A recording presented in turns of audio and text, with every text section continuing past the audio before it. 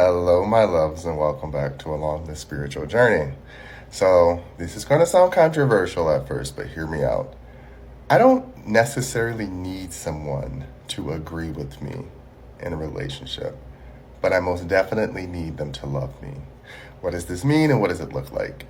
I have learned about myself through this journey that I am very much a Sigma, Alpha, all those personality types because you have to go through it. You have to be a beta to an Alpha, Sigma, Omega, whatever you want to go. There's levels to this shit, as they say.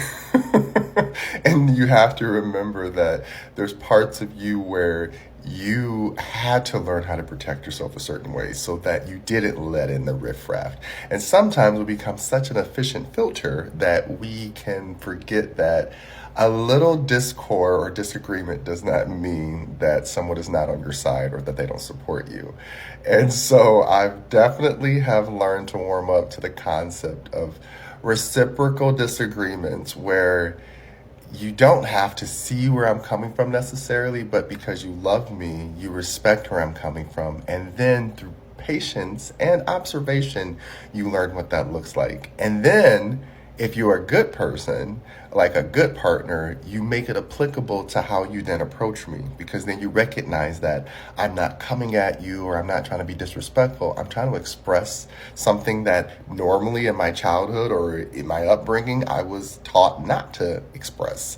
And so therefore I suppress it. And in relationships, those things get triggered because you love them and you respect them. And because you are close to them, you feel you can say whatever you want to say. And it can come off sometimes like there was no tact in that. I need a little bit more tactfulness. But tact doesn't mean that someone doesn't love you. It just means that they've learned to be logical, which is here's the facts, but practical is here's the facts plus my empathy, because I understand that you're going through something and they're both interchangeable and that I need to acknowledge that as well as you need to acknowledge that. This is where I talked about again in another video where having access to yourself allows access to someone else, and then you're able to literally help balance out your energy plus theirs. This is where I say it's important. Don't become someone's savior. Don't be a Captain Save-A-Ho where you're trying to fix them to fit what you need. No, learn how to let the dust settle and see where it falls. And if you're both still on the same side, then you win. Because remember, yeah, you're going to have disturbances and conflict, but there shouldn't always be a line drawn between you and your partner.